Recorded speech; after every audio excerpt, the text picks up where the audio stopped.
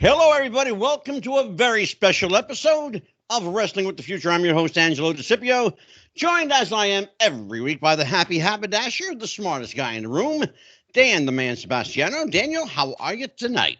I'm great. I'm looking forward to this show. Yeah, Should Dan, be a we lot of got fun. a good one tonight, brother. yes, It's sir. going to be a good one. Yes, indeed.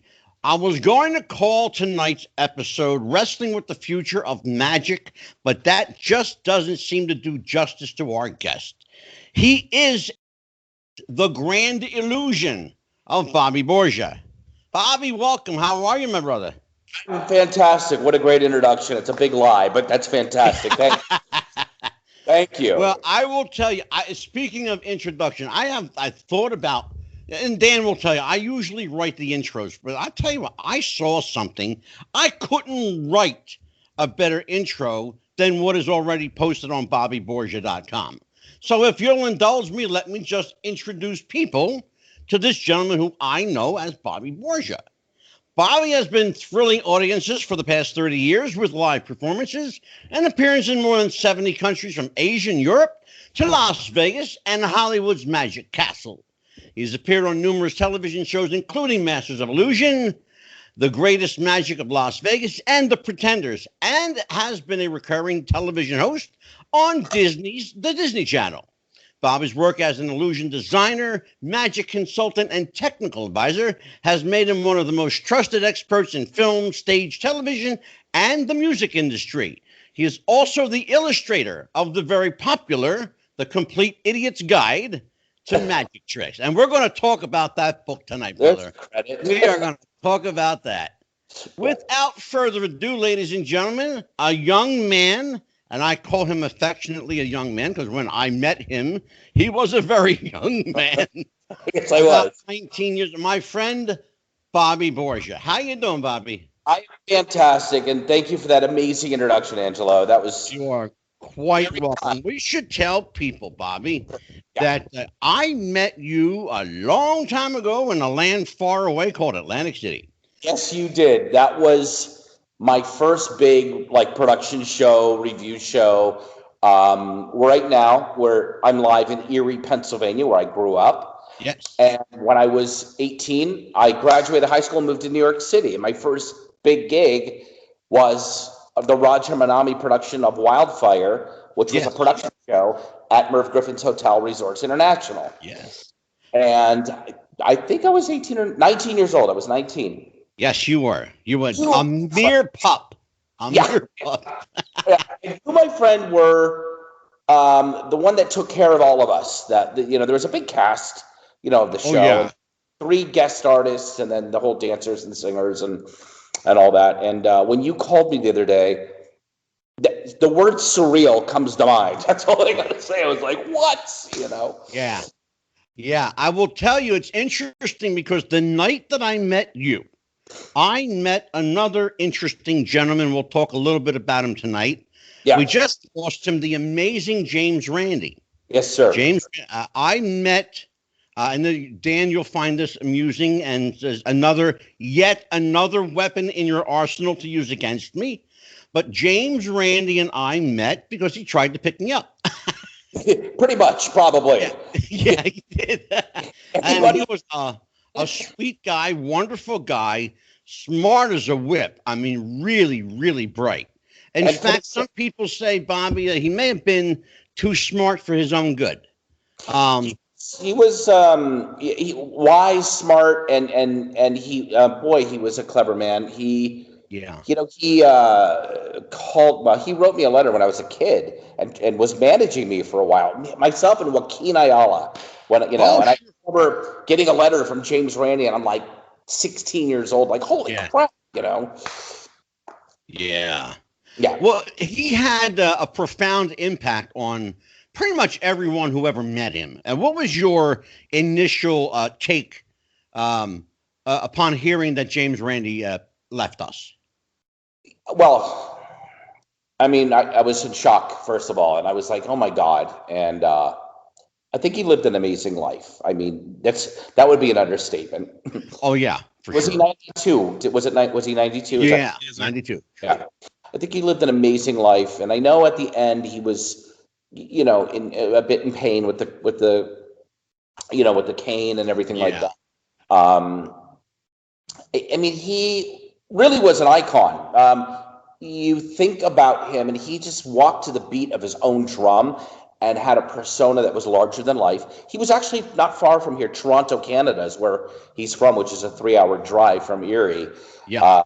He impacted and influenced a lot, and he followed the whole Harry Houdini debunking thing and rode that hard. I remember seeing him on Happy Days when Rollins opened his hotel room and he was upside down in the window. Do you remember that? Yes, I do.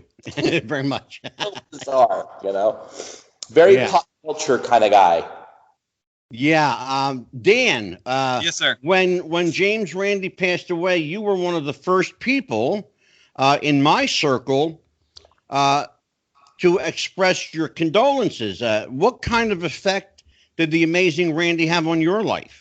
Well, like I said in my post, and I was able to kind of, I don't want to say jump on the story because I follow him on pretty much every social media platform. Is he, even between the magic and this quest for truth, since I was old enough to understand what the word meant, James Randi was my hero. And I've had, I have some stuff signed from him. I've got various routines that I've learned, and it's just the like Bobby touched on it, is just the just constant clever, I kind of, the smartest man in the room moniker is kind of a nod to some of the conversations that he had. When I remember the first time I saw an interview with him talking about when he completely just I don't want to say ended the career, for somehow he's still hanging on, but really ended the career of Uri Geller. Uri Geller, and he said the key to beating a fraud is to be smarter than them. And you've got, so I'd be kind of the smartest man in the room moniker came from that. And that's actually, Bobby, I was hoping to kind of transition that into a question. Go for it, Dan. Like you talked about with, he was the debunker, and he went after, your cold readings and your seances and your spoon bending and all that, and other magicians have done that with, Penn and Teller. And before we started filming, we spoke about, Danny Haney, who wasn't as much a debunker, but he was a real critic of people that, claimed to be better than they were, or actually had the powers or whatever. What is it about being a magician and illusionist that draws people that are inherently skeptic of everything else? Yeah. So wait, say that question again. What is it about? What is it about, like, magic and illusion? Because it seems every magician I've ever met is of the mindset of James Randi. They're skeptics. They want to go after the frauds and the shysters. I think because they're doing something that is not real, and the art of making it look real, and then they see somebody who is fraudulent, and we as magicians know how they're doing.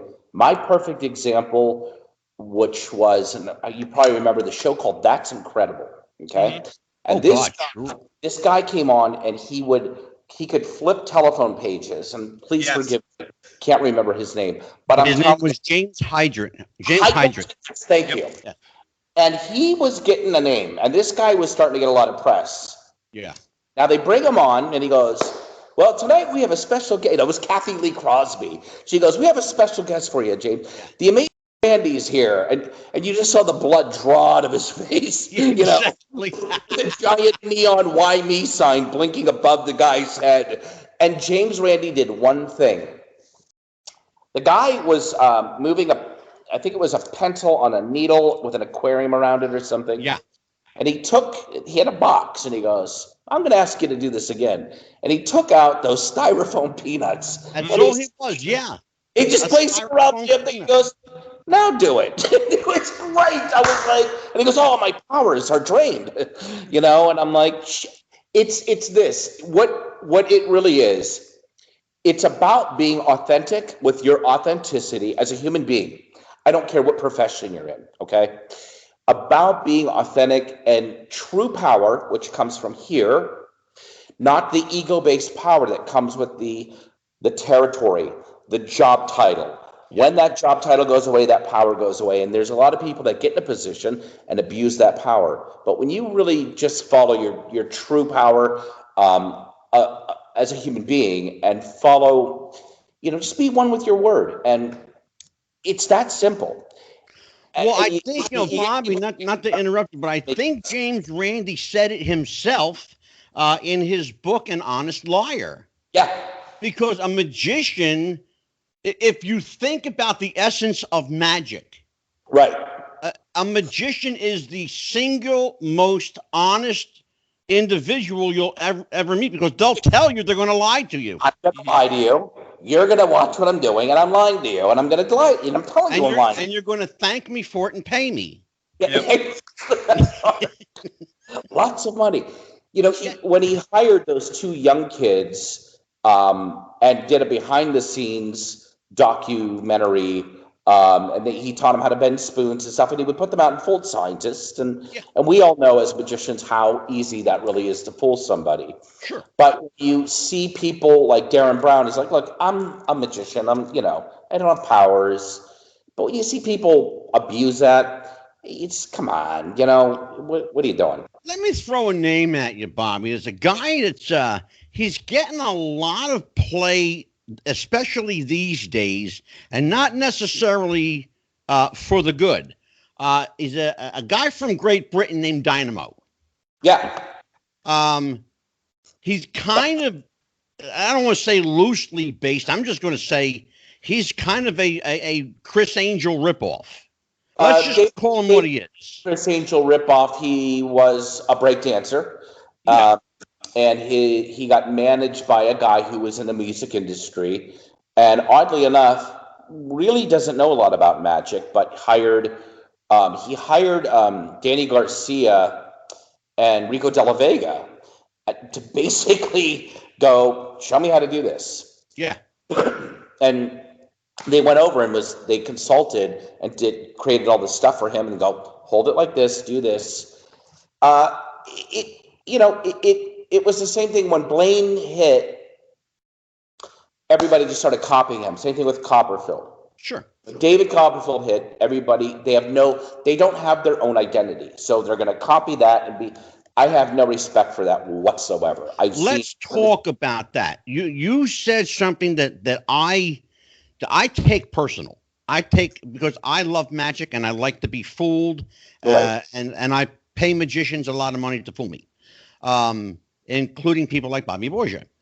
But I am bothered when I see the Rolex knockoff. Yep. To equate it, okay? Yep. Don't try to be, a David Copperfield wannabe, or a Chris Angel wannabe, or a Bobby Borgia. Just be the best you can be. Find out who you are. It's this. Why is that so hard in magic? They all buy the same trick and do it and go, I'm doing my version of blah, blah, blah. And I go, you just bought the trick. We all have. There's no, I buy a trick. But you have to know who you are. And I study very heavily with an amazing, it's called Landmark Education. It's where Tony Robbins learned everything. I have a personal coach for the last 60 weeks of my life. Mm-hmm. And it's important to know who you are. Yeah. Really who you are. And not falter to bending the ways of, I'm just going to copy and ride that wave. And I have no respect. I really don't. I don't have any respect for it. When I see that, it's just like, come on. Now, when I see people like Darren Brown, my God, I love the fact that he knows who he is. He fell into that position by synchronicity. Really great backstory. He's got two great writers behind him. And he's the guy. He's great as he takes everything tenfold. I'm not going to name names, but there are other David Blaine and Chris Angel ripoffs, and I just go, come on. Especially when you see America's Got Talent, and there was an Australian guy looked just like Chris Angel, and you're going, huh? Where are you going? Where do you think you're going? Exactly. Let's talk about, magicians historically are the guys who push the envelope. They push it to the edge and maybe just a little further on occasion. Can a magician go too far with any given trick? Because I'll share with you, Bobby. And I love magic, and I have a lot of respect for magicians. Yeah. But when Chris Angel did the Raise the Dead bit, he pushed it too far for my liking. But in the middle America of where our culture, our youth is, all right. Forget magic. Just look at where our youth is and our culture. Yeah. That was a little. I mean, you start going. Kids are watching TV. What are you doing? Sure. You have to have a bit of responsibility. No, you have to have responsibility. So when I see things like that, they're kids watching. Now, you notice that middle America and our youth, magic, it's almost like, David Blaine bit a coin and you thought he resurrected a dead bunny or something. It was like, But that's when you got the pulse of our culture. I don't want to say they're dumbed down or we're dumbed down in America, but I think with technology like iPhones, cell phones, internet, blah, blah, blah, you started losing that interaction with people. And so it was more mind blowing. Yeah, I don't think that Russian roulette, when Brown did that, I thought that was, but that's a different animal over across the pond. Yeah. I just think we have a responsibility. When I see Blaine do a couple things, I was like, what are you doing? But who am I? I'm not judging. I'm just going, there's kids watching. Yeah, and I bring that up because I want Dan to pick up on it. But I bring that up because I've seen, on more than one occasion where a magician has taken the basic premise, simple trick, which would be spectacular in and of its own right, and try to, again, push that fourth wall, and fail miserably, or in some cases kill themselves, or in some cases kill their assistant, and it's happened. I've seen it. So I want Dan to pick up on that trick where they, and you see the YouTube videos where they failed and it actually went through their hand and they're freaking out. Yeah. You talk about the spike on the styrofoam cups? Yeah. Yeah, but when you witness something like that in person, it's real. It gets real quick. Yeah. Go ahead, Dan. Well, going off of what you were talking about with ability, something that we used to argue about all the time with in the magic circles I was in was the concept of talent versus presentation. And I was of the mindset, I was never, no offense to any of his success, but I was never a big fan of like a David Blaine or somebody where I'm watching and it's like, okay, you're using, a folding quarter, a shell, a stripper deck, something like that. Especially when you see him use something like, say, a strip. We joked earlier about like a Svengali, and it's like, I know how to do that trick with a regular deck of cards. What you're doing isn't impressive to me. Right. So, but I mean, he certainly can probably manipulate a crowd better than I could. He was playing to a lay audience. And when he first hit, Dan, every magician was like pulling their hair out going, what the heck? Who is this guy? And I at first went, huh? And then I stepped back and I went, what he's doing for the bigger picture of magic is awesome. And when I first met him, I said exactly those words to him, He's like, you don't know what that means to me, man. Thank you. And the guy's wired different. He's just wired different. And he has his own thing. He found his own. But when you see him do an invisible deck on TV, it's first special. You're like, what, are you kidding me? But Bobby, can we talk about that? You pointed out something. It seems so obvious, but in the grand picture, it's not so obvious if you take a look. You say he's wired different. It seems to me, and Dan and I could probably pick up on this and elaborate and have a conversation for the next hour based on this. Yeah. The idea that the magician is different. He's a different kind of animal. Right. He's a different kind of human being. Right. Do you almost have to be born outside that proverbial box? I think it helps how you were brought up and what drives you and the things that you don't even know drive you that create the whole. That create the whole. And I know David's upbringing and his running around with magic. He beat the odds. I mean, you got to give it to him. The guy beat the odds where he came out of nowhere. I'm telling you, brother. I mean, all of a sudden, this, he ran around. There was another guy that I always thought was that David Blaine-ish, was Chappie Brazil. I don't know if you guys remember. Yeah, sure. He unfortunately passed away. But I would hang out with him, and we'd walk into a club, and we'd go into Johnny Depp, because I lived in Hollywood for 25 years. And we'd go down to the Viper Room, and Depp would be in the corner, and he's like, come here. And he would get Chappie. And Chappie could do stuff that was, same deal. But he was so amazing to watch him. I really admired him a lot. Really did. But you got to understand that David Blaine found his niche, his path, and I think the guy he found his thing and his truth and his passion, and you have to find yours and find out who you are and what's going on. So. Well, that's a great segue. I'm sorry to interrupt you, Dan. I'm going to throw it back to you here in just a second. That's a great segue. When I met you, you were a young guy, 19 years old, getting your feet wet, starting to make a name for yourself. Yeah. The evolutionary process, I know for entertainers, because I spent a lot of time in music.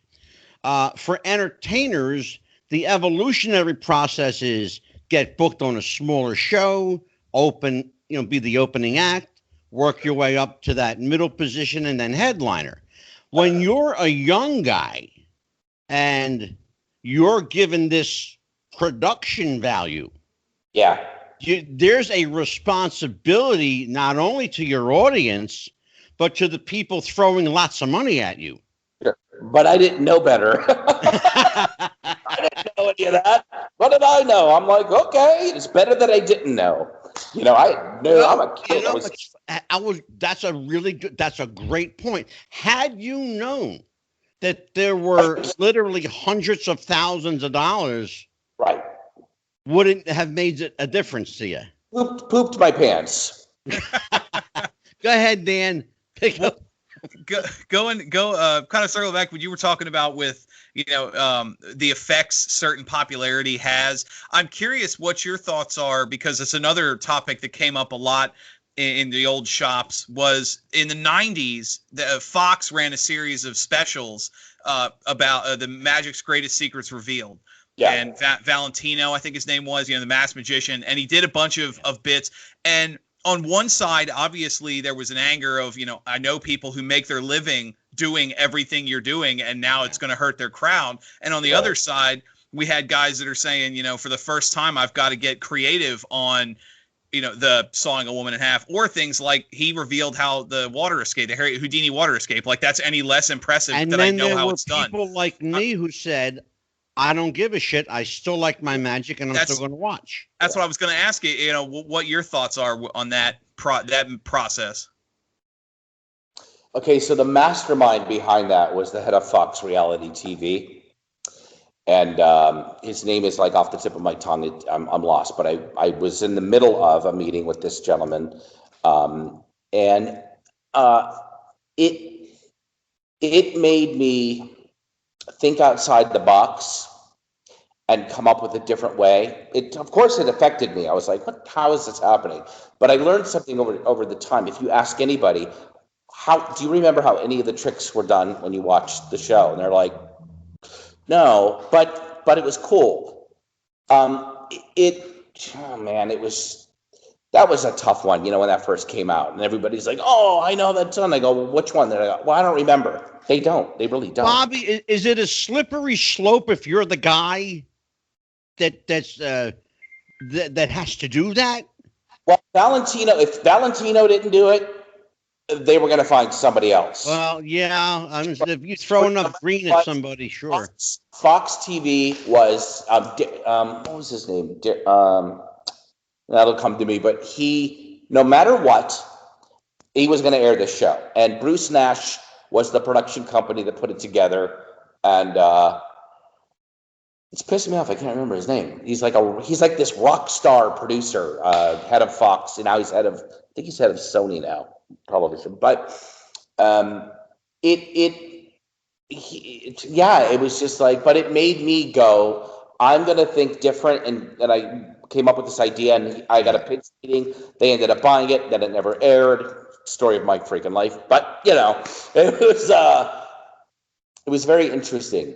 Very interesting when that happened. And I don't think most people, it's like telling a little kid, there's no Santa Claus. What was your purpose? Well, it was just money driven, and he knew ratings would go through the roof, but he didn't think how it would affect all those people's lives, magic wise. Yeah. But I think we got smart, and look, magic is bigger than ever now. Let me ask you a question. Again, this comes from the vault of Angelo's inquiring mind. Hit me. Why does magic have a fascination with the name Harry? No, I don't. Harry Houdini, Harry Blackstone, Harry Keller. There's a lot of Harrys running. I'm changing my first name to Harry, Angelo. I don't know. It's really interesting because Harry Houdini's real name was Eric. Yeah, Eric Weiss. Harry Keller's real name was Heinrich, but for American German. Sure. Harry Blackstone, I think that was his real name, wasn't it? Harry Blackstone was indeed Harry Blackstone. Yeah, I don't know, but Harry Senior and Junior. Davids, Harrys and Davids. David Devant, David Copperfield, David Blaine. Yeah. I don't know. Interesting. Go ahead, Dan. No, it's funny. Actually, speaking, going off names, I'm curious. One of the he was talking about the obsession with these Harrys, and you mentioned your Davids. Something that pops up a lot is names that are clearly inspired.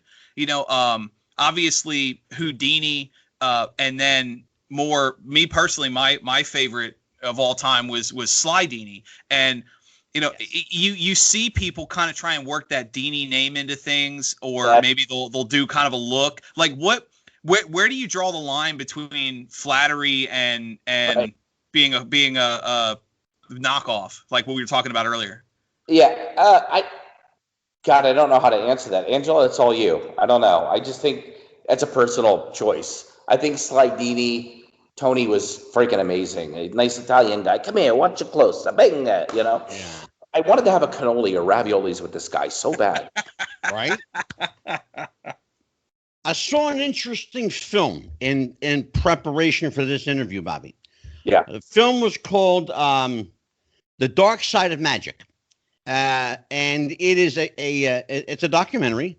Okay. A film about follows four magicians who went from a level of success, where they were on television, some were on the Tonight Show, and various, and now a lot of these guys are out of the business. There's one particular guy who is relegated. His career has been relegated to performing in a quote unquote joke shop. We're going to talk about that for a second. Wait, I don't know what the show is. Are you sure it was The Dark Side of Magic? I believe it was called. Was Brian in it? They followed Magicians Living in the Moment or something to that effect. Was Brian Gillis in it? Was that the one? Yes. I did see it. Yeah. Yes. Yeah. Here's where. Do you want me to answer? It seems to me, though. I do want you to expound on it, but it seems to me that looking at these guys, and almost all men, by the way, very few women in magic. We'll talk about that in a second too, but almost all men, almost all exclusively single and or divorced or in the middle of divorces. What is it about that lifestyle? Is it the fact that you're basically working for yourself, by yourself? Yeah. Let's get into the head of the magician. Here's my point of view on that one, and you see magicians like Daryl, Brian Gillis, and unfortunately they're both passed. So honored both of them, amazing guys. But there was no growth. They were still running around with a suitcase doing gigs and bar mitzvahs in LA, and it's like exactly, yeah. And my take on this is, where is your growth? As a human being and as a performer, you're still doing the same thing. And I would always walk away from something which was really tough and recreate. Walk away, recreate, rebuild. If you don't, you're going to just stay right where you're at on a hamster wheel. So and you start. Bobby, that's exactly Bobby, why I asked you about the evolutionary process. You have to step away. Okay. Dan, you want to explore that? Because I think you can have fun with that one. Yeah, that's actually a brilliant notion. You mentioned you work on something, step away, work on something, step away. You also said something earlier that magic is bigger now than it's ever been, and based on sales and social media and all that appears, I mean, without question, is the case. Is it harder now to break out of that layer, to get off the hamster wheel, than it was, say, 20 years ago? It could be for individuals. That's an individual question. I think it's where you're at in your life, who you are as a person, and where you're at with your belief system. I think your belief is everything. It's where you believe you can go. What I was thinking more is the idea of, like, I think back to what I did years ago. We worked at the shop, and then would book the gigs you talked about, bar mitzvahs, restaurants, parties, that kind of stuff. Somebody like that, it would be harder for someone who's doing the birthdays and the theaters and the whatever to take that next step, because there's so many more people in line for that spot. 10 years ago, 20 years ago, we would have these classes and 10, 15 people. Now, I mean, there's the waiting list for some of these schools is thousands. More competition, but you have to look at yourself. I mean, if you want something really bad, first understand where that's coming from. When I talked about your personal power or your ego-based power, your ego-based power will get you there just as well. But when you get there, it's in the right place. So it will not have longevity and not be real and not be authentic. So you can be a knockoff of something and maybe make it. And then there's the kind that you get frustrated and you're not going to, there is a lot of people out there. You're right. There is. But I don't really know how to answer. It's an individual question for each person of who they are as a person, it's the number one important thing. It's who you are.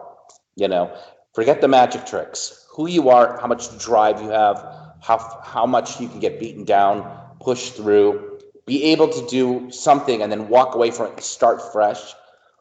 There's so many elements, but it's like, if you're going to have this carrot in front of you and chase this carrot your whole life, you're going to continue to chase the carrot. But when you step away, it's amazing what falls in your lap. And I could tell you stories that would make your head spin through synchronicity. I went off on a tangent. Sorry, Dan. Yeah. Bobby, do you prefer the grand illusion, or do you still go back to the basics and up close and personal? Yeah. Well, the current show that I was doing for the past 10, 15 years was using a giant 20-foot LED wall and 3 cameras and all close-up. But I did have this big illusion show prior, and people were walking out of the show talking about the trick I did with the camera, a little card trick. And I'm going, wow. So I mastered this technique and this formula to a point where I had a really cool, amazing product. I had a great product, okay? Yeah. And Carnival Cruise Line, they were very aware, and I worked for them a lot. Yeah. And they did a survey on entertainment. This was 1 year ago. Right. They spent $350,000 on a freaking survey for entertainment. Nice. And beautiful. Magic came in number 2. Magic. Out of all the entertainment, Magic was number 2. And they came to me and said, look, Magic is the hottest thing. We don't like the box tricks. It's not popular anymore, which is just cyclical. It'll all come back. Sure. We like what you're doing. I wrote a show or 3 or 4, and I pitched them, and they bought 4 of them. And right now, we're in production for the largest ship in the world called the Mardi Gras. What I can tell you, it has a roller coaster on it, and holy crap, what it has on it is amazing. So I'm literally in production meetings every day producing something that has never been done before or seen before. And there is one box trick, if you want to call it that. But when you disguise it, it's not just a box trick. When you go see Copperfield, sure, and he makes the UFO appear, that's not a box trick, but it's still grand. I think presentation is everything. Yeah. It is everything, but I just don't want to see something I've already seen before. Come on. That's a great segue. Keeping it fresh. Keeping it. But I think going back into the old magic books, that's where the new magic is. Those are where the secrets are. We're going to talk about that. One of the things I want to talk about is everything old is new again. Mm-hmm. And so Dan, pick up on that, and then I'll interrupt you while you're talking. Of course, as has never happened before in the history of the show. It's funny you mentioned how history is cyclical. When I was growing up and learning magic and working with everything, it was all the up close, the like I said, the Slidini tricks. He had one where he would he Rocco with the D light and all that. Some of the up close stuff. I remember Slidini did a bit where he would crumple a ball of paper and his hand's empty, and it's like I'm hearing the paper crumpling, I'm seeing it. Like even even knowing magic, I know how he did it. It's still fucking amazing to watch. That's hot. That's what's very hot right now. It was all up close, and then at like late '90s, early 2000s, you had that transition to the David Copperfield, the Franz Hararis. What's that? Doug Henning first. Yes, but I mean, you had that the large scale. The curtain goes up. He does his widgy crap for like 2 hours. Curtain drops, and the space shuttle's gone. The Statue of Liberty's been moved. All the big tricks.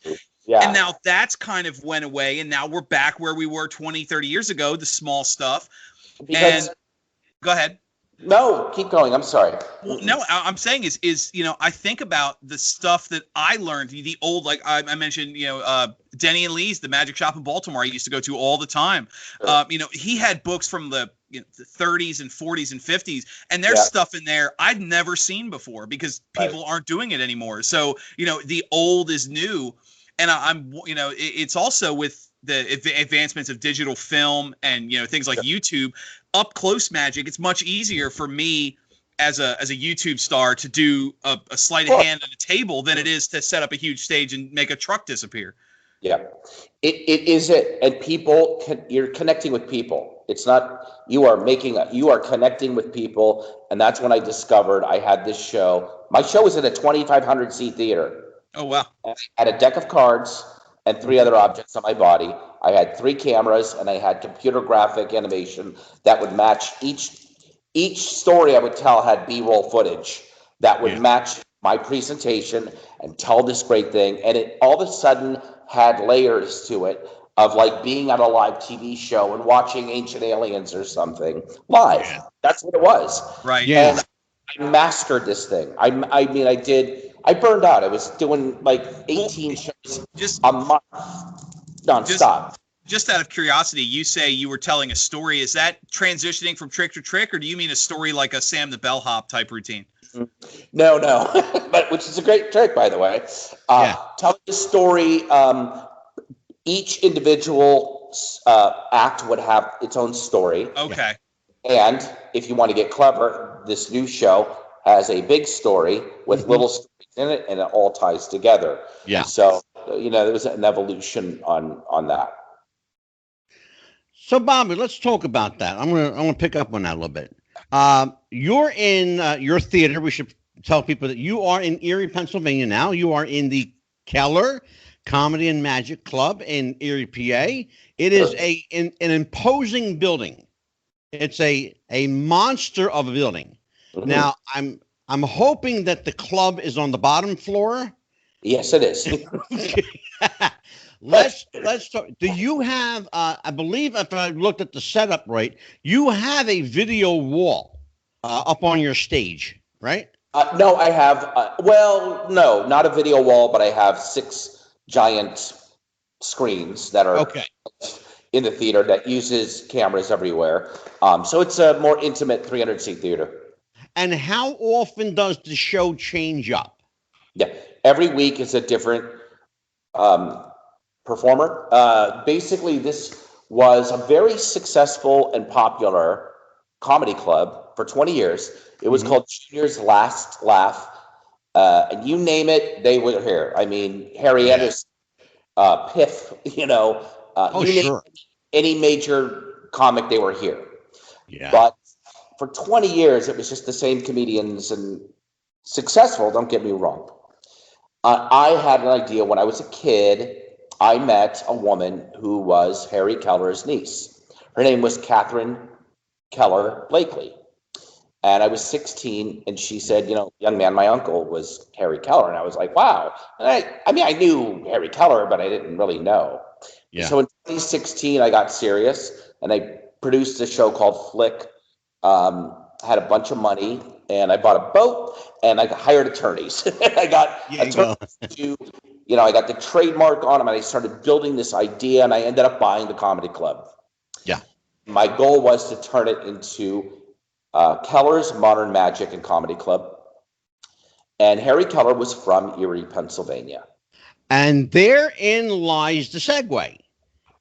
Back in the day, and I say back in the day, meaning back in my day, because I'm an old fart, considerably older than you. You were so cool. Shut up. Magic was awe-inspiring. It garnered reactions like ooh and ah. Yes, sir. It rarely garnered, back in the day, laughter. Hence the name Magic and Comedy. When did magic and comedy become inextricably linked together?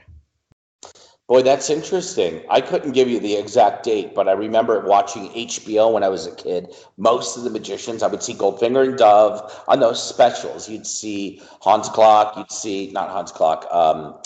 see certain magicians like Shimada. That was all serious. Yeah. Then Johnny Thompson came out. Yes. And it was funny, but it was that transition. Then Penn and Teller, transition. Harry Anderson, transition. Carl Ballantine. Oh, I loved Carl Ballantine. Right? For those of you who are, you know, of my age group, which is elderly and up, Carl Ballantine, you may remember him as the cantankerous member. I forget his character name, but he was on McHale's Navy with Ernest Borgnine. Every kid watching right now is going, huh? Yeah, exactly, right?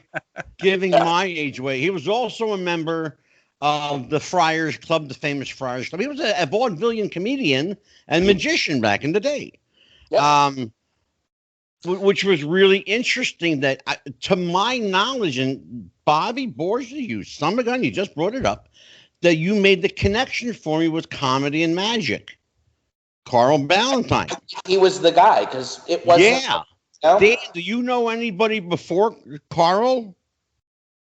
I'm sure you'll get a call from Max Maven going in 1583, chapter 7, verse 5, and I'll go, oh, thank you. You know. He was a guy, you know, Max Maven. He's a really interesting cat. He's a guy, I didn't know how to take him the first time. I met him once. Yeah. I've only met Max one time. I didn't know how to take him because he's a very intimidating. He's not a big guy, but he's a very intimidating. His persona is, you know, very got that. You know, I was going to say he goes to what we were talking about earlier with the technique versus skill. You know, the first time I ever saw him, when he did a lot of the, you know, here's 10 colored diamonds, pick one, and then, you know, move to any other one to the left. I mean, it's all math. You know how it works, but it's still the most amazing thing. That's the answer. Yeah, I get it. Yeah, exactly. And it's still, I mean, I'm dumbfounded. But then also, not to discredit what you were talking about with comedy, I've been to more magic shows than I could care to count. And to this day, the most fun I've ever had, I saw The Amazing Jonathan in New Jersey. And that's the most fun I've ever had at a magic show. And, you know, so I'll stand by the importance of comedy and magic. Yeah, I found that bringing it here, when I bought the club, I started testing it out. I tested it out because I'm going, this is a whole different market, Erie, PA. Now we have Pittsburgh, Cleveland, and Buffalo and Toronto, like, you know, about 2 hours in each direction, all right? And this club was definitely the guy that owned it, you know, ran it and had every name. And him and Jonathan were really good friends, okay? Mm. So when I bought the club, I tested out, I called Michael Finney, and I called Chipper Lowell, and I called another guy, I think it was Sky Sands, who was kind of in Rochester. And I go, are they going to accept this transition? Michael Finney and Chipper Lowell, just people were like, this is great. We've never seen anything like this. And I went, thank God. And then COVID hit. And I went, by a show of hands, how many people are glad you're not me right now that you just bought a comedy club? Everybody? Okay, good. Well, but, you know, Bobby, I was going to ask you about that, but and I didn't want to say anything, but I'm glad you did. Now I'll jump in. Yeah. So let's talk about that. You know, how has the last 8 months fared for you? Are you able to open? Are you working there, or what's going on? So when I bought it, it was Junior's Comedy Club. And my goal was in 1 year to transform it into what I'm about to show you, okay?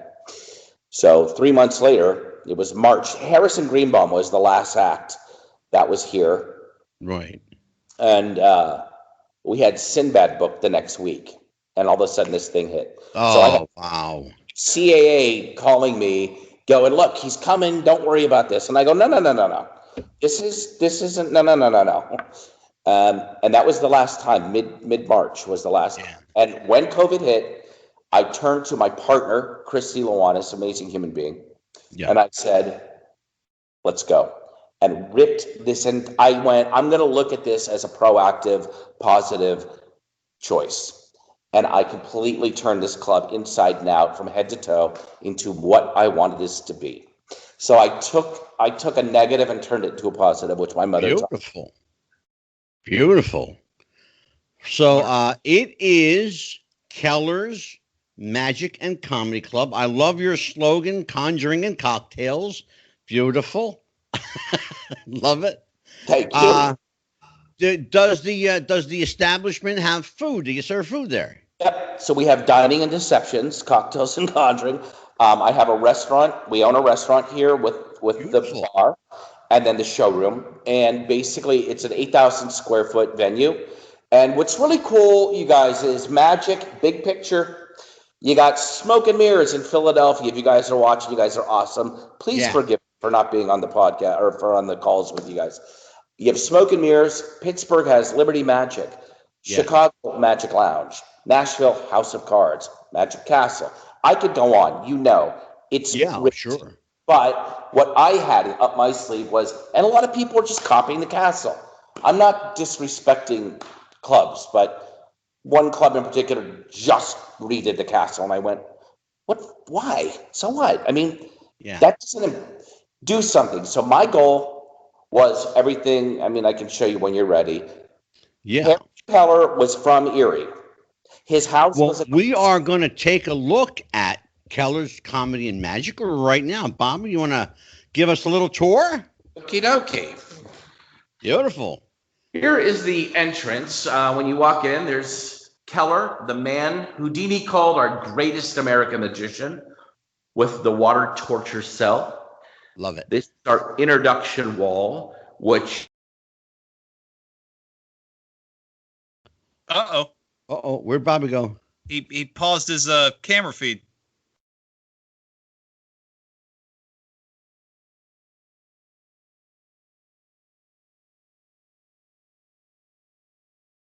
Ooh, Bobby. Oh, Lord. I don't think he knows he did that. We have my wall, which is, Meet the Real Wizard of Oz. And Meet the Real Wizard of Oz. That's amazing. Few people realize. No, when they walk in, they're like, what? He's from Erie? His house. That's his house, and he was born in 1849 at St. Mary's Church here in Erie. His house was across the street. That house was right there. What? This is a bar. I love it. I love it. Erie Daily Times, 1893. Harry Keller's show is without a doubt the most remarkable and mystifying exhibition of magic ever witnessed. That was in the Erie Times. That was the show he did at that theater in Erie. How about them apples? In That's 1893. Awesome. Think about that. 1893. One of the things we talked about off air, Bobby, was the nostalgic feel, this almost vaudevillian feel of the club. It has a very retro kind of like, the word I always like to use is it's got good bones. So it has good bones. I designed this with the old school, meaning a contemporary feel. And I tried to tie in like some of the memorabilia, which you guys don't know, is I would close my show on the cruise ship with a video of Harry Keller. Hand to God, 2 years ago, I get done with the show and the cruise director's like, hey, there's some people from Erie, Pennsylvania. Aren't you from Erie? And I go, yeah. He goes, well, they're in the front. They wanted to say hi. It was the Keller family. Wow. That's great. Have they given you any feedback on the theater? Well, they have his entire estate. Everything. I have to tell you something. I don't want to freak you out. Yeah. But when you said the name Harry Keller, an orb just flew across your face like a white streak. Get out. Well, with that story, it's a great looking. Some of the letters from Houdini, but Copperfield flew here, and he tried to buy the estate, but he didn't want to buy the whole thing. They didn't want to piecemeal it, so we're working with them on there's some of the letters, but the bar with the top hat, which Keller made famous, we have a close-up bar, right? And there's a levitation wall I designed where it's a selfie levitation station. There you go. I think this is cool. This is great. So he was the first to levitate a woman in America, but this is a picture of Keller, Houdini, and Irvin Willett. And Irvin Willett was the director of the movie The Grimm Game. But you could levitate my fat ass. You're doing something good. Wait, Angelo, here's crazy. With that known, and I know you know this about Thurston being Keller's successor, okay? Oh, sure. Yeah, absolutely. Pull a box out, and in there was 2 contracts. One contract was Keller selling his show to Thurston. The actual contract. Wow. Yeah. I tried not to geek out. And the other one was Keller funded the entire film for Houdini, The Grimm Game. And our theater shows appearing and disappearing nightly. This is our theater, and we have David Merlin from America's Got Talent here this week for Halloween, and he's a paranormalist. I love it. It's beautiful. Dan, what do you think? It's a gorgeous looking theater. That's amazing. Definitely road trip material. Gorgeous thing. You know, Bobby, you mentioned. I was going to say you mentioned a couple of names there, and there are a few names I want to talk about that I think have been lost to history. Certainly Thurston, one of them. Carter, another. And the name Doug Henning, I think, doesn't get enough credit for being as groundbreaking as he was. I mean, you think about just the visual of Doug Henning. He was one of the first magicians I ever saw. And maybe, Dan, you can tell me what you think. But, Bobby, as far as, and I'm a little older than both of you, but Henning was the first guy I ever saw with the long hair, like a kind of hippie magician. Yep. And it was really good. Big He mustache. had these amazing long fingers. He had these I got fat, clumsy fingers. I could never do magic. Can't do it. I just can't do it. But guys like Carter, guys like Thurston, to some lesser extent, Keller. Thanks to you, you're reviving his name, his legacy and reputation. But Dan, what are some of the guys in your realm that you might say to Bobby were lost to history? Well, I mean, you hit the two on the head that I think really, obviously Doug Henning and you were talking about Thurston, who I don't think gets enough credit for the fact that he carried the legacy. I don't think Keller would have the reputation he did today without Thurston keeping the story going. Yep, I agree 100%. Me, like I said, me personally, while it's popular among the discussions in the Magic world, I mentioned him earlier. I don't think Sly Dini has the universal acclaim that you hear. I mean, to my opinion, he's the best pound for pound sleight of hand artist I've ever seen. Period. And Tony Clark, my buddy Tony Clark loved Sly Dini. Maybe because he had the same name, Tony Clark. I don't know. And the best, and I know it's not really a lot of gray area, either love him or hate him. But one of the best close-up shows I've ever seen was a guy named Tom Mullica, and oh my God, he's one of those. He's one of those where, I'll say something and people will go who, and you got to look him up on YouTube, and a couple days later, oh my God, I watched this. He's eating cigarettes and he was doing this with handkerchiefs and napkins, and he's one of those where he is. I mean, I don't even know how to say it. He's too good for as not like, he's one that I always think deserves more recognition. The kind of guy gets lost in the shuffle. You wonder why, like, Tom Mullica is not a household name. Why certain of those we know, us three right now, and people watching, and there are certain guys that you're like, well, how is he not like famous? Yeah. But sometimes it's better to be this underground legend, which is kind of cool. Not everybody can be there's only room for like one or two at the time, but going back to Doug Henning is the one that got me into Magic.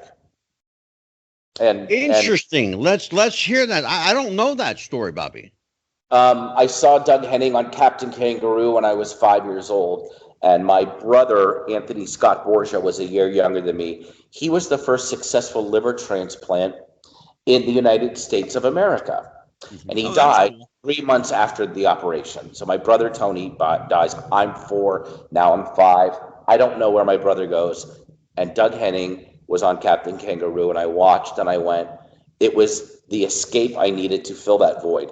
I got you. Yeah. That's an amazing story. Like, Doug Henning called me at home when I was 6 years old. He was here in Erie doing the Warner Theater. Yeah. And this guy's like, there's this kid that does magic. He's 6 years. Doug Henning called me.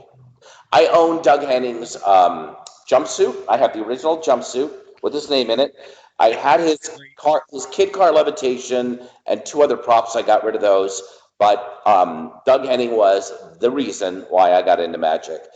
Phenomenal man, kind man, and got lost in history as far as I'm concerned. Yeah, I agree. And like I said, there are a number of people. I'm a huge Magic fan, and you know that.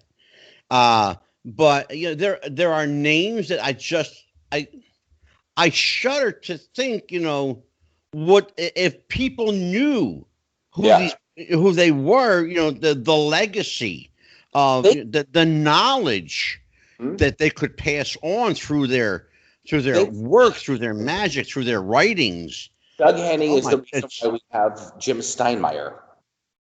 Yeah. Doug Henning is the reason why we had Don Wayne, or Doug Steinmeier especially. One of the builders, I can't remember his name right now, but Doug Henning affected all. He even affected Chris Angel big time. I know Chris was really, but I'm that age where Doug was the guy. Yeah. And he was by the way, his specials were the only done live. Yeah. No tape cut. It was done live. Live. Absolutely. Really, that's ballsy. I mean, wow, what he was doing. There was only one episode of a show where he tripped backwards and there was a mirror thing, and all of a sudden his legs disappeared. He jumped back up, and you're like, yeah. It's kind of funny. Yeah. Well, that's a discussion for another show. We could really go down that rabbit hole. Yeah. But I know you were very generous with your time, Bobby. You gave us an hour tonight.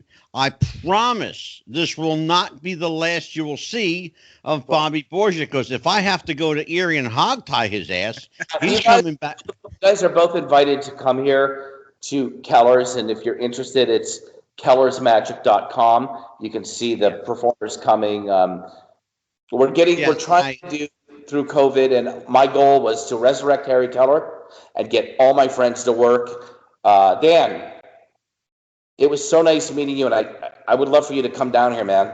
Absolutely. I appreciate it. It was an honor. No, mine, truly. And I will tell people, you will find all of Bobby Borgia's information on our YouTube page, on our website, on Facebook, and all of our social media, bobbyborgia.com. The wonderful graphic you see behind me will be up and available for everyone to grab a number and address off of. You can reach Bobby at bobbyborgia.com. Send him an email, send him a letter, thank him for all the great work he's doing and keeping the magic of Harry Keller alive and well, not only for Erie, PA, but for the entire free world. We thank you on behalf of Dan the Man. I say thank you, Bobby. I have waited a very, very long time to reconnect with you, and I'm not just going to talk about magic, buddy boy. You really made my night. Thank you, sir. Thank you very much, Bobby. I'm going to have you back. We'll check with your schedule, and if you're not off jet setting to some foreign country doing a trick for a king somewhere, we'll get you back here, and maybe do a.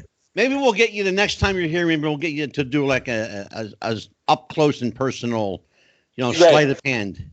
Talk about the show with Carnival too, because I'm hiring all the magicians. Yes, and we'll put links up on our Facebook, and our YouTube, and all of our social media.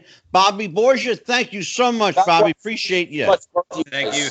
Thank you. Thank you for joining us, and you are more than welcome to come back. In fact, we're going to have you. Dan's going to come up here and get you. Bobby, thank you, brother. Take care. Good night. God bless. Take care. Great show. That was awesome. We got to have him back. Oh, absolutely. Oh, I'm going to call him tomorrow. Yeah, I'll tell you what, man. That's a beautiful club he's got. Beautiful. That's gorgeous. Beautiful. And, me being the history buff, the fact that the front half of it's a museum is even a bigger draw for me. Yeah, how about that Houdini's water torture chamber? How about that stuff? Yeah. That's pretty impressive. So, your thoughts, Mr. Young Squire here. I was going to call you Mr. the Man. Oh, hold on a minute. How's it going? Okay.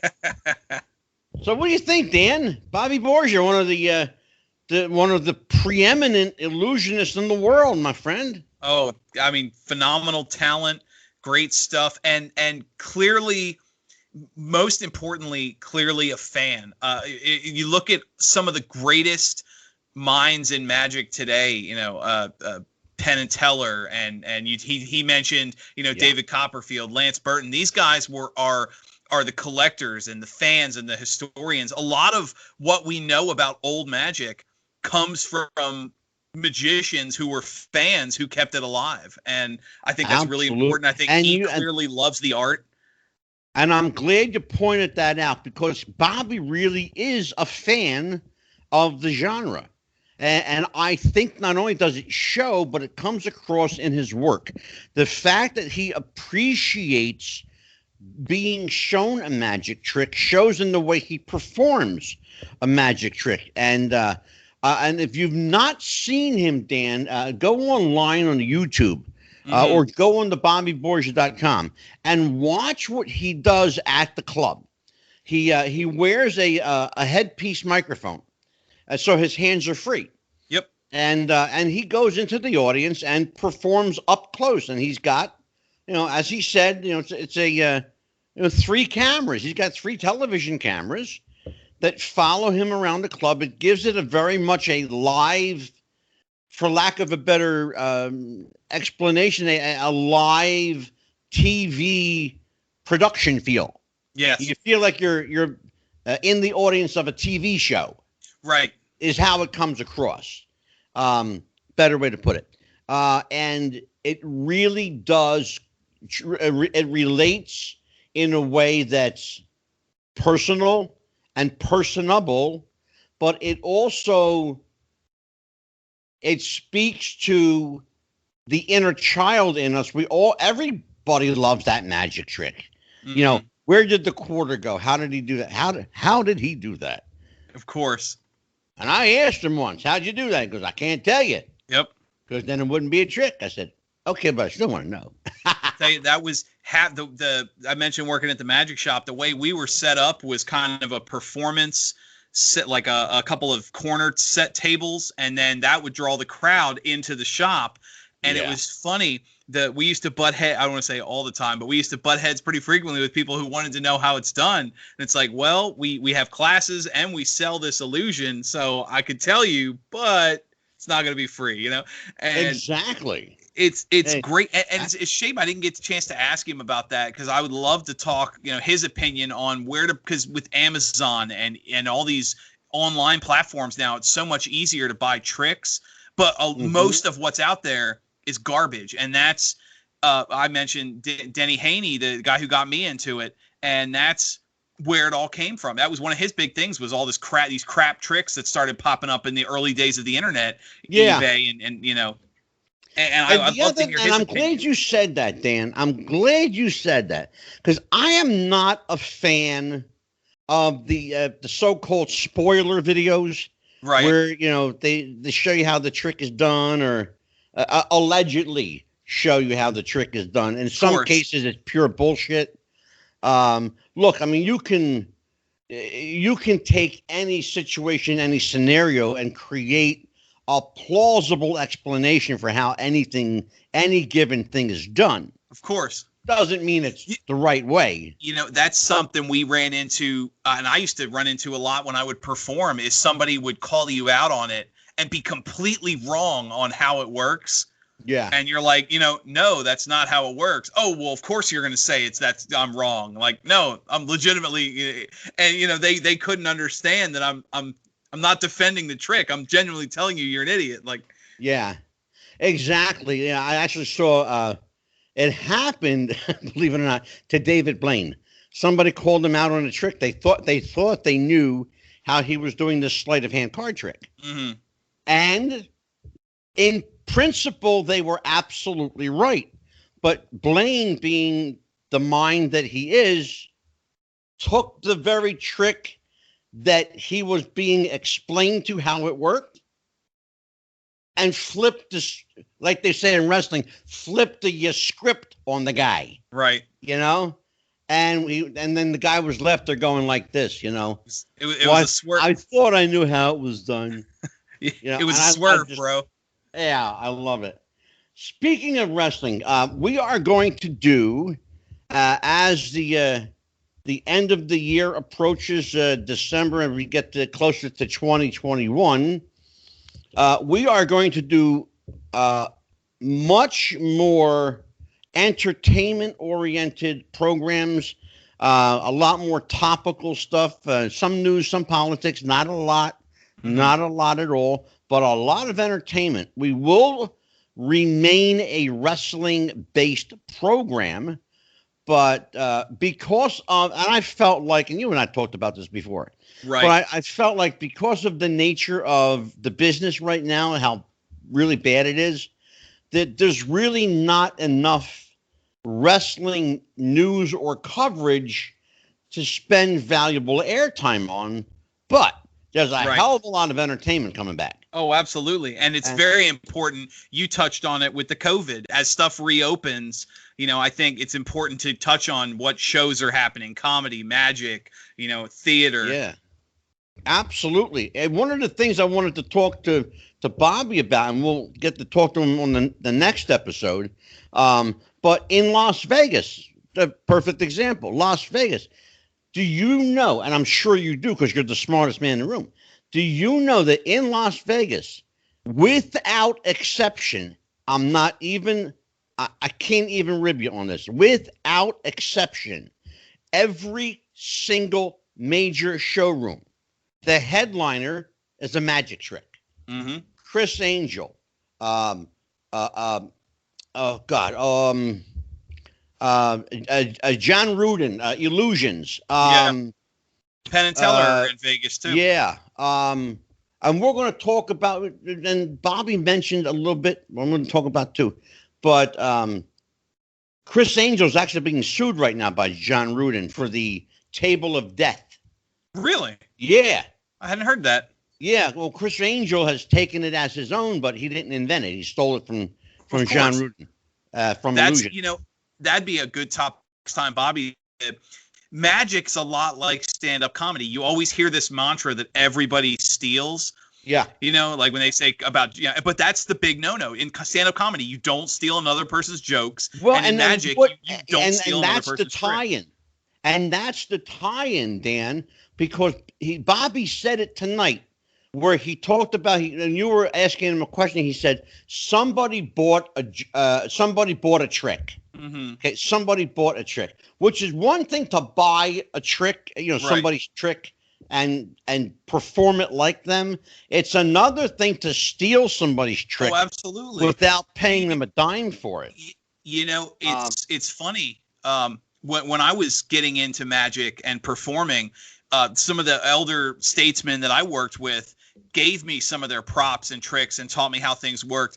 And when I started getting out, not really getting out of it, but when I left the area, the tradition was to pass that along. I've got my briefcase, I've got my kit, but some of the stuff I used on stage, I don't have because it's it's taboo to just throw it in a closet. I passed it on to another performer and let them take the trick. Absolutely. Now that's something that happens in magic that happens in no other genre of entertainment, including wrestling. Well, once in a while, I shouldn't say that. In wrestling, it's supposed to be the way, but it's not because there's a whole new spoiled, rotten kids now who don't appreciate the history. Right. But I'll give you a perfect example. Brian Pillman Jr. is wearing his father's trunks because he understands the history. But as I said, in Vegas, people like Lance Burton, of course, John Rudin, Illusions, David Copperfield, Chris Angel. Every major hotel has a magic show or a magic review or a major lounge act that's magic. It's all magic. First show I ever saw in Vegas was Siegfried and Roy back in the 90s. Right, and I think we just lost Roy. Was it Roy? Yes. Yeah. That passed away. Yeah. Yep. And I think, Dan, wasn't Roy the same member of that team that was attacked by the Bengal? I mean, the long-term complications is part of the reason that he passed away. Yeah. Yeah. Yeah, he was had the neck damage from the tiger. And they were a staple for years, 30 years in Las Vegas. Siegfried and Roy. I can remember because I'm an old fart. I can remember when they were young, like my age young, Right. But yeah, I don't even know if Siegfried is still doing the show with maybe another partner, or do you know whether as far as show? I mean, they retired the act together. I don't know personally if Siegfried's still performing separately or maybe doing some side stuff, but the duo act, they retired that together. I was going to say, because they had a couple of apprentices in the show that were pretty good, and I don't know if they're if they carried on the tradition. We should find that out. That'd be interesting to talk to Bobby about. Yeah, something to research for later. Yeah. Well, we have another show under our belt. I want to tell people back in about 2 weeks when we come back, where we will not have a show, by the way, on next Tuesday is Election Day. We'll not have a show next Tuesday because I want to encourage everyone to go out and vote. It is the presidential election. Vote for someone. I don't care who you vote for. I'm not going to tell you. I'm not going to offer my opinion. I just want you to vote for somebody. Absolutely. Okay? And So we will not be here next Tuesday, for which Dan is grateful, so he doesn't have to hear me interrupt him. But we will be here Thursday. And we will be here with Mr. Kevin Sullivan. Will be joining us, the Taskmaster himself. And we will have a couple surprise guests. I can't tell you who they are because they're surprises. But we'll have to wait for Kevin Sullivan to get here. And I don't know, Dan, if Kevin is joining us by a video or just by a phone. But either way, Kevin Sullivan shows up and you talk to him because he could join us via Telegram. I wouldn't care. Say again, Dan? He could join us via Telegram. I wouldn't care. Just the honor of talking to him. Exactly right. Well, this was a good show, a short one, but action-packed and full of great entertainment and a lot of magic history and information. I'm going to get Bobby back after the election because he's going to need from now till then to probably wrap his head around who might win or not. I don't know. I know I will. Anyway, for Dan the Man Sebastiano, the smartest guy in the room, the happy haberdasher, I'm Angelo DeCipio. Thanks for joining us for another episode of Wrestling with the Future. We'll see you next time, and happy wrestling.